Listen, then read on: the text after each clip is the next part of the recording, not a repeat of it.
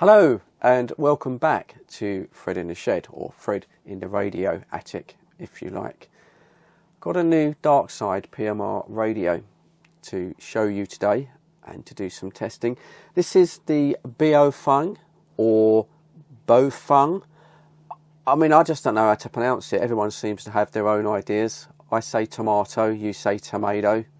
It doesn't really matter. I'm going to call it the Baofeng. That's what works for me. So this is their, well, latest model. I mean, it's hard to keep up with Baofeng because they seem to produce models almost every week. I can't keep up with it. This is the UV-5RH PRO GPS version. And really, in effect, it's the most up-to-date version of the UV-5R. If you're into radio, I'm sure you own a UV-5R. It has to be probably the most popular reprogrammed radio. This is my original one here.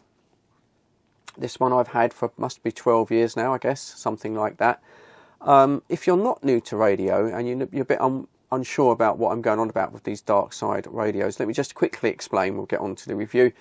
So this is the original UV-5R. You'll see this everywhere. It's been cloned to death, unfortunately, but it was one of the first radios that allowed you to reprogram it from its original parameters, which was a 2 meter 70 centimeter ham radio transceiver, to the 446 frequencies, which in the UK that's the PMR, that's the public band. Now you shouldn't do that. It's not legal to use one of these radios on PMR. The rules are very, very strict on PMR. The radio has to have a fixed antenna and no more than half a watt transmit power. These ones had a removable antenna, which meant you could put a longer antenna on it if you wished, and it had an output of around about 5 watts. So not type approved and not legal, but it didn't stop people buying these radios and reprogramming them, especially when Chirp kicked off, Chirp was a reprogrammed software, and that allowed you to very easily connect this to a computer and to reprogram it in a couple of minutes. You could do it via the keyboard. Now, a lot of people got upset about that at the time, and even now, when I'm making these videos, still some people get upset that people are using these high-powered radios on PMR. You shouldn't be doing it, we know that, but let's be honest about it. I mean, just look at the news every day. There's a lot going on in the world, guys. Does it really matter that someone's using just a little bit more power than they should to chat to their mates? No airplanes fall from the sky, no one dies. It doesn't really make a lot of difference nowadays, but just be aware these aren't type approved. So this was the original one, and as I say, this has got cloned so many times. Still a usable radio, and this, if you like, is the latest version. Definitely has more features than the original. I've had to write it down because it's got so much on it. Firstly is the power. This has a maximum power of 10 watts on PMR. I don't think you need 10 watts on PMR. I think that's an overkill, unless you're going for these PMR nets and groups and then you're taking these up to high ground or something. And but I mean, mostly I'll be using this on its mid-power setting. It has 3 power settings, high, medium and low. I can't find, I've looked in the instructions and I looked on the online website, I can't see that they actually tell you what those power settings are, but normally there would be 10, 5 and 1. I generally use mine in the mid setting. I think that's plenty. 5 watts is plenty for PMR, but it is a 10 watt transceiver, has 640 programmable channels. What I like about this though, is that the channels are banked into what they call zones. So for example, it comes with 2 zones that you can program. You can add more. So zone 1, for example, for me is my PMR channels. If I was in North America, then I could put into my zone 2, my bank 2, I could put in the North America weather channels because it does support that. And then likewise, zone 3, you could put some, if you wanted to listen on the ham channels, you could put in some repeaters and you could have a listen on that. You need a license if you wanted to actually engage in the conversation. So that's good. I do like the way they've programmed it. This does have the air band as well, 108 to 137 on the AM. So it can scan for aircraft. Has the FM broadcast band, as did the original. just you can listen to the news or whatnot. It is a tri-band radio when it ships to you. It is a tri-band radio, so that's 2 meters, and I've wrote it down, 136 to 174, 1.25 meters, 200 to 260, and then 70 centimeters from 400 all the way up to 520. And that's important because when we reprogram this for 446, we're not taking the radio beyond its parameters, which means that when we transmit, everything should be nice and clean. We shouldn't be transmitting any spurious RF interference. The antenna is also rated up to 520, so everything should be nice and clean, which is an improvement over the older radios where we took them a little bit too high. Price wise, yeah, it's a little bit more expensive than the original. You'd expect that. It's currently about £33 boxed with a few accessories. So let's have a little quick look what we get in the box, and then let's compare it to the original, because even though it's far more superior in its functions, it has lost some of the functionality which made the original very easy to use, and I'll show you that in a second. This radio was sent in from Banggood. I do recommend you go to somewhere like Banggood because you do get the original products. These products get cloned very, very quickly. So this is the box that the radio comes in. Pretty standard. A decent user's manual. I have been through this and I have read it. A lot of these features and functions we're not going to be using because we're just going to be using it on dark side PMR, but it's nice that it's provided. So in the box itself, USB-C lead for charging the battery. Also comes with a base, which is quite nice, has a little LED on it as well for charging. Ships with I suppose you'll call it a Euro plug. We call this a shaver plug in the UK, a 2-pin, and you would need an adapter to use that on a 3-pin plug, or you could just cut it off and rewire it yourself. Belt clip, pretty standard, metal bracket and strong metal spring. It's not too heavy for the radio. Wrist lanyard, if you really wanted to dangle this off your wrist. Pretty standard affair, nothing special. And then it comes with a headset, which is unusual. Microphone radio headset, which goes into the Kenwood socket on the side of the radio. Now, personally, although this is, reasonably okay, I don't think I would use that. I personally would have liked it to have been provided with a program cable, because not everyone's going to have a Kenwood style program cable. But there we go. Right, let's have a little comparison now between the two radios. So the first change that you'll see straight away is the size of the radio. Everything's got that little bit bigger. A lot of that is down to the battery. I think the original had a 1600 mAh, and this has got 2500 3.7 volt mAh. So in theory, you're going to get a longer run time. However, that is offset by the use of a colour screen. Now, a lot of these radios nowadays are using this colour screen. You do get a lot of information on the colour screen. It looks very nice, especially in this shack where it's quite dim. However, when we go outside and do the testing, and it is going to be a bright sunny day today, hopefully, I have noticed that in bright sunshine, this display can be quite difficult to see, and you have to turn the brightness right up, and that's going to have an effect on the battery. Now, this display will time out. I've got it set on continuous for the video, but it will time out after so many sort of seconds. So in a way, the simple LCD display, which was backlit on the UV5R, in a way, it doesn't give you so much information, but it is quite useful. They've kept the design very, very similar. Even the buttons here on the front of the radio, even the sides.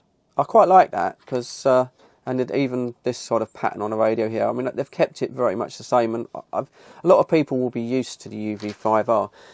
However, there's one thing they haven't done, and I think it's a real error. Let me just zoom in and I'll show you what I mean. Now, on the original radio, if you look at the keypad, you'll see the blue lettering are shortcuts to features that you're going to be using quite a lot, like when you use the radio, such as the squelch, the transmit power, things like that. So just normally by pressing the menu button and then just pressing the appropriate key takes you straight to that function. The new radio, for some reason, they've ditched that, and you have a much more generic sort of ABC, D, E, F functions on the keypad. Now when you get into the menu system, you can, by pressing the number, you can jump straight to the function you want, but they're not printed on the keys, and to be honest with you, you're going to have a job remembering which function that you want.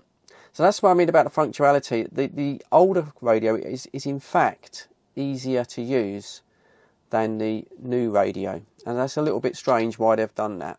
As far as operating the radio goes, it's very much like the original UV5R, to be perfectly honest. You've got your VFO frequency mode and memory button exactly the same as the old model. You've got the A and B because it is a dual mode, dual watch radio.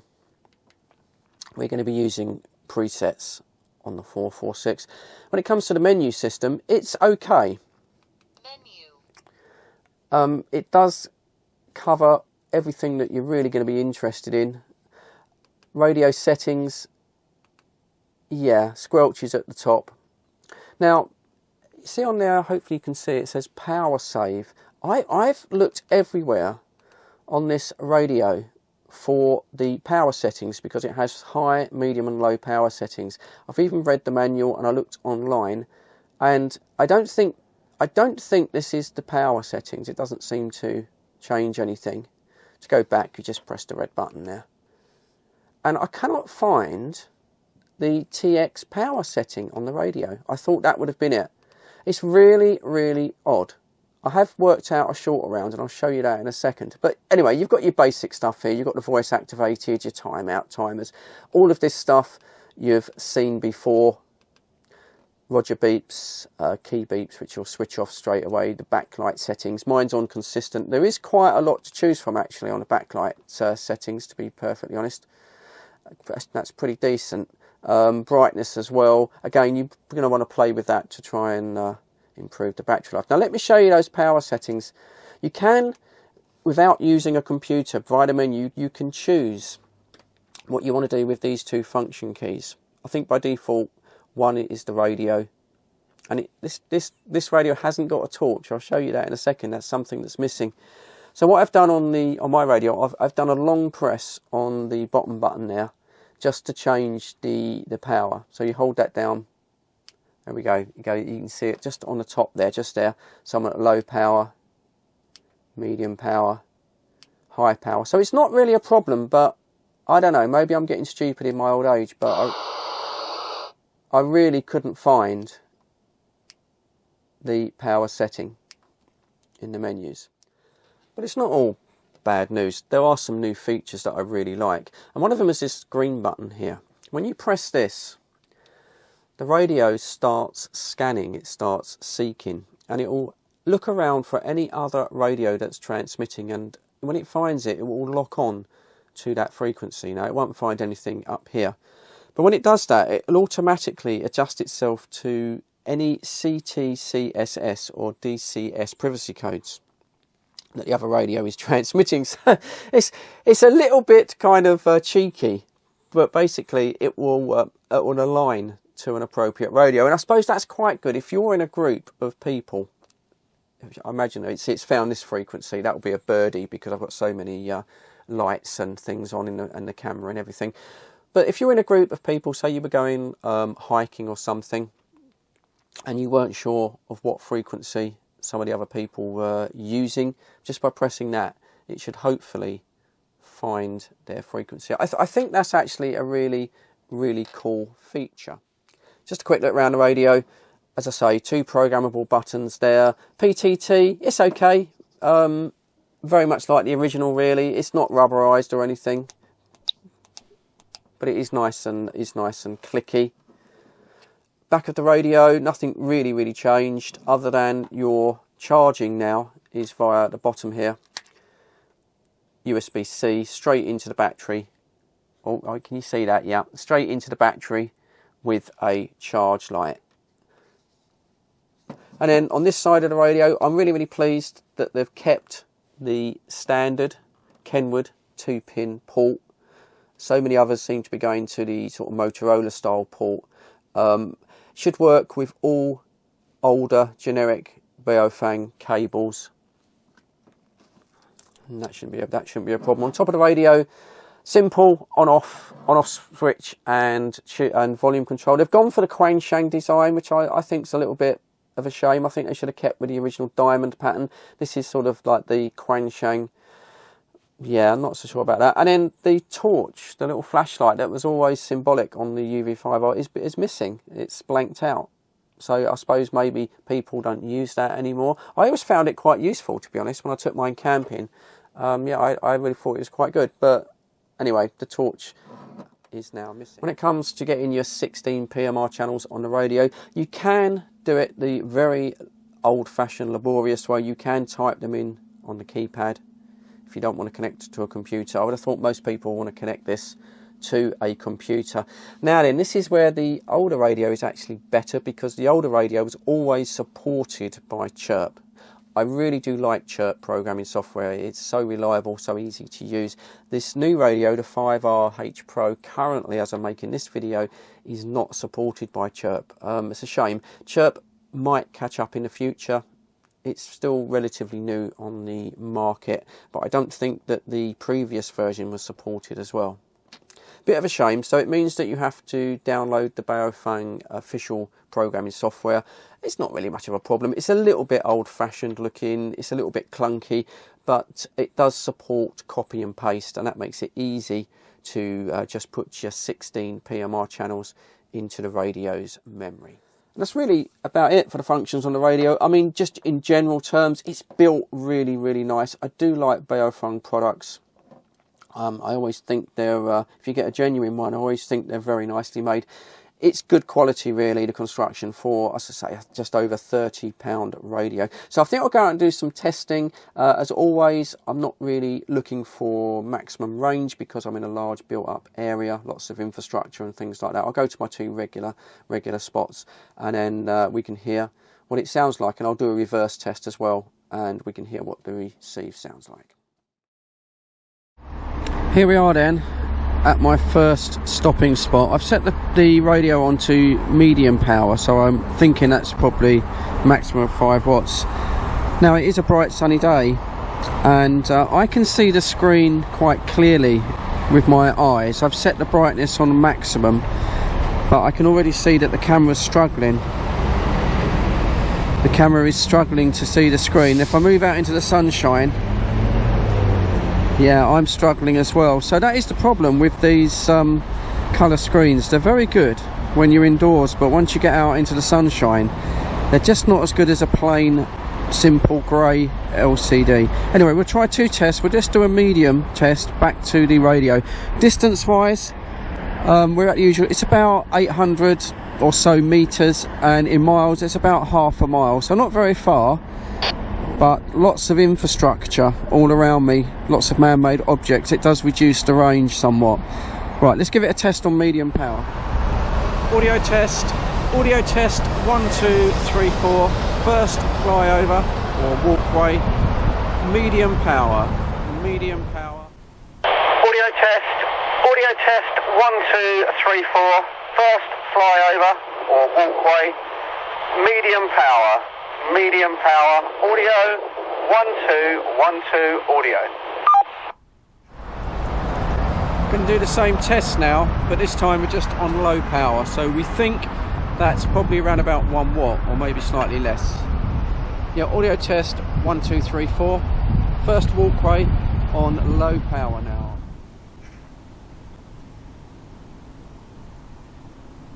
Yeah, audio test 1, 2, 3, 4. First walkway on low power now. Low power. Audio 1, 2, 1, 2, audio. 1, 2, audio. Right, we're going to move up. I'm going to walk up this direction, up there, and I'm going to walk about a mile to the second flyover or walkway, whatever you want to call it, and we'll give it a test back from there. Oh, before I go, I just want to switch on the GPS, and I'll take a screenshot for the height above sea level at this particular point, and then we'll see if that second walkway is higher than this one, because I seem to get out better on the second walkway that I do on the first one, which is a bit weird. So I think you saw there that the GPS, it only gives you a position. it doesn't give the height above sea level. I just thought it would. Other radios that I've tested gave that information. That's a shame really that it doesn't give that. It would be very useful for finding a high DX spot somewhere. But unfortunately no, it just gives your position, which I suppose is useful in an emergency situation. Anyway, it's not raining for once. Right, I'm walking up to the second walkway over the bypass here. Here we go then, we're at the second flyover. So I think this is probably about 1.5 miles from the QTH. Like I say, a lot of infrastructure. We're going to do the first test on high power and then we'll reduce power down and see how we get on. Audio test. Audio 1, 2, 1, 2, 3, 4.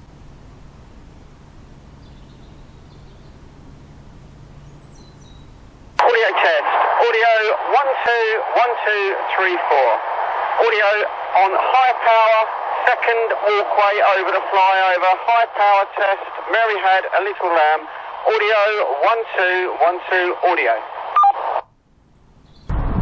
Second test then, medium power, which I think is probably about 5 watts or just under 5 watts. Should make it back reasonably comfortable from here, hopefully.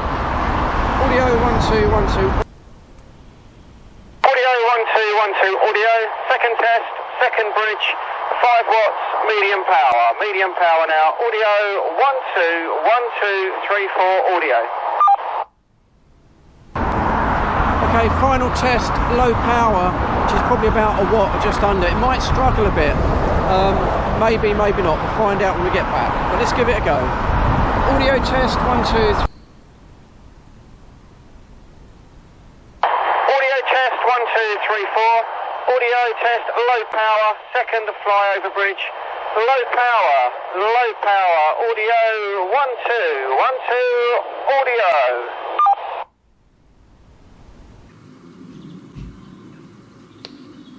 Just talking back to the radio now, using the original UV5R, and I'm talking in my usual volume of voice, about 1.5 inches away from the radio. So Mary had a little lamb.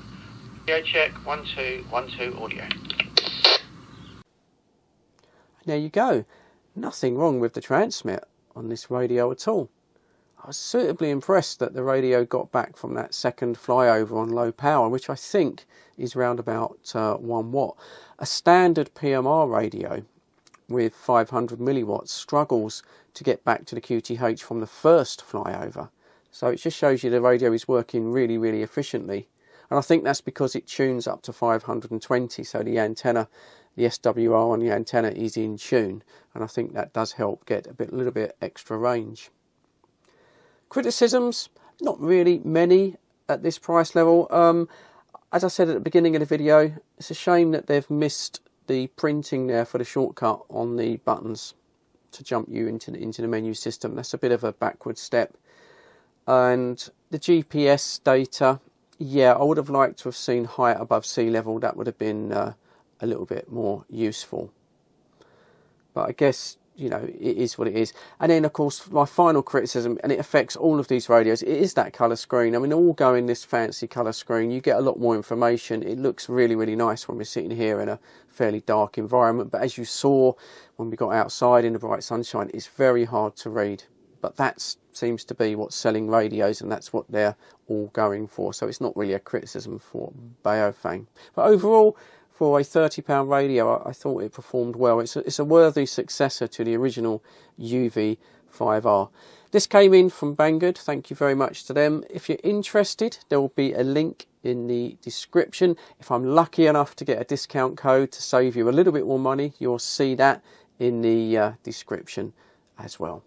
But as always, I'd like to thank you for your view time. I still don't get that many views per video, so I do appreciate you dropping by. Stay tuned for more radio stuff and maybe something a little bit different along the way as well. But as for now, as always, please, please, please look after each other for me. Stay safe, of course, and I'll catch you on the next video. Cheers, guys. Fred's in the shed where the magic unfolds.